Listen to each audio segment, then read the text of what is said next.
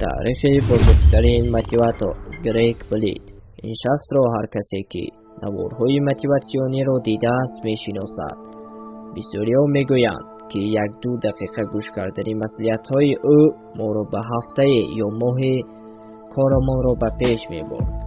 و دیدار او هزاران نفر در تالار انتظار میشدند تا که او را ببینند، حداقل با دستانشان با او سلام کنند و به او رحمت گویند. این شخص چندین هزار مرتبه با پاراشوت از هواپیما پریده است. راه طولانی را از خدمت تا به ستاره فیتنس شدنش طی نموده است که او را در تمام ابلاشگاه مجله‌های فیتنس و بادی بیلدینگ در همان سالها می‌دیدیم.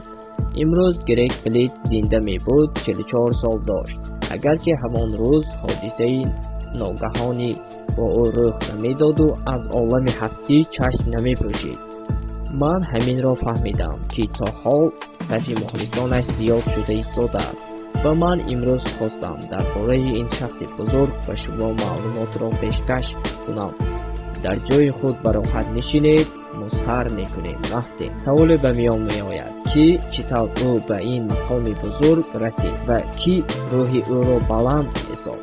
گریگ میلیون ها مخلص داشت و سخنهای او را آدمان به خود شعار و مسئولیتی به‌حد ضرور در زندگیشان میدانستند و همین کار آدمان گریگ را قوتش را دوچند و روحش را بلند میساخت و به پیش حرکت میکرد.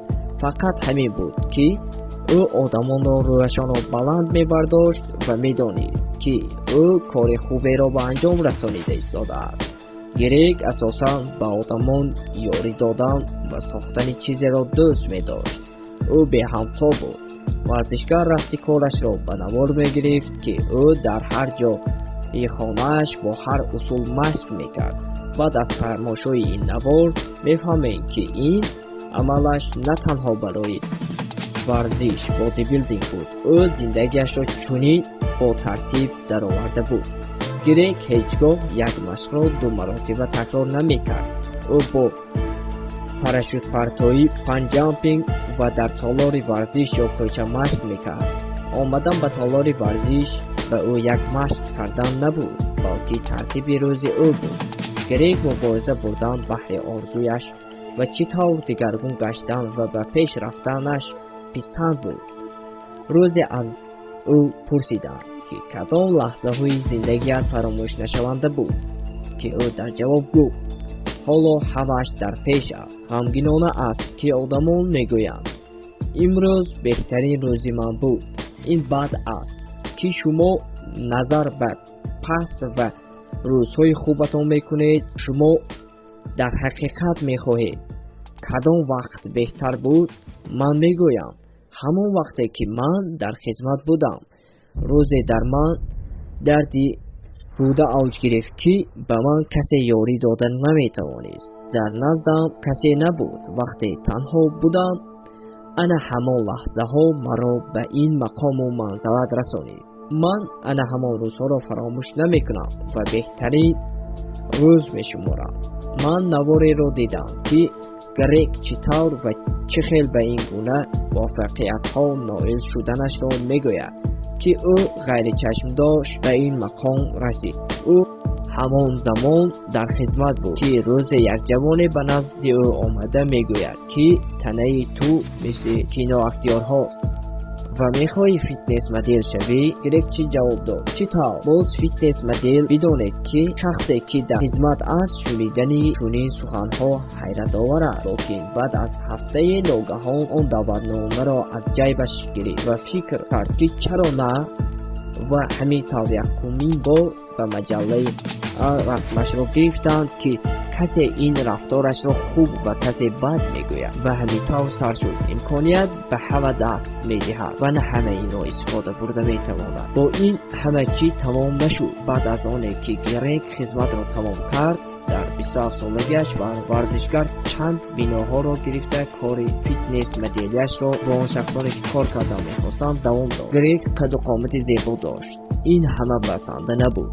در عالم هزاران آدمانی هستند و مانند تو برای به مقصد رسیدن بی همتا بودن لازم است. برتری باید داشت که دیگران آن را داشته نباشند. این به گریگ خدمت بود که بسیاری ها میگویند که اگر در گریگ این برتری نمی بود و گریگ جوانی که تنها قد و قامت زیبا داشت و خلاص چیکار میکرد؟ گریگ میگوید ممکن همین خدمت من برتری من بود. در همه کار باید دانست که تو کجا میروی و به چی نائل شدن میخواهی. در سری رولی ماشین نشسته شما میدانید که کجا میروید و در زندگی هم چنین است میگوید گریگ. نگران دستی کسی نشوید که شما را یاری دهد. در رفت یک سخن گریگ گفت که مثال پیش من این ژورنال را ورق میزدم و باوریم نمی آید که امروز عکسای من نیز در این ژورنال ها به چاپ میرسند. این مانند آن است که فکرها به حقیقت تبدیل مییابند. باز سوالی به میان میآید که او در حیات با کسی همراه بود. در عشق و عاشقی طبق معلومات ها معلوم است که همیشه گریگ در این جاده مشکلی داشت. چطور فیتنس مدل شخصی موفق و میلیونر با کسی در علاقه نبود؟ عجیب. او به این کارها میل نداشت، فقط راه به سوی آرزویش میرفت. سال 2009 روزی با دختری با نام میلین مارلی شناس شد و اولا ها همچون دوست مناسبت میکردند و چند روز پیش از مرگ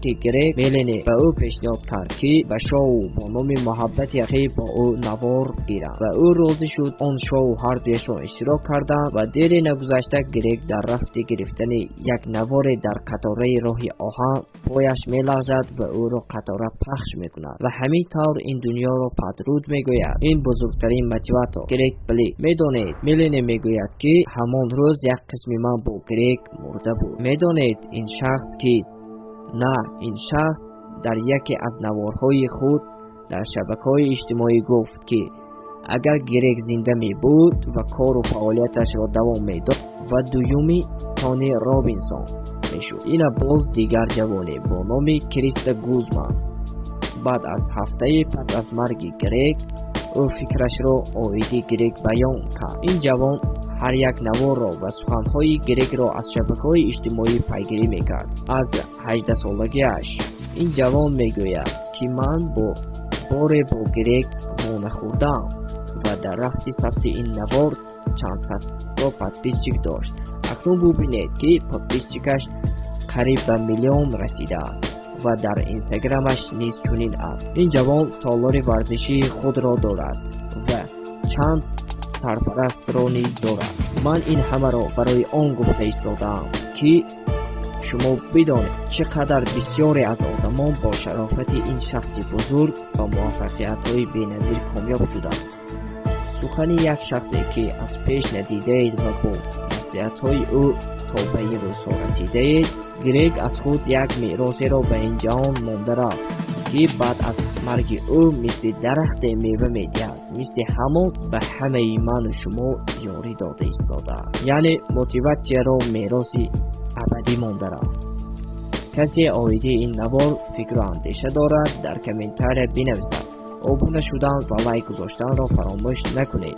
دستگیری شما پیشروی ما. تا دیدار آینده، خدا نگهبان.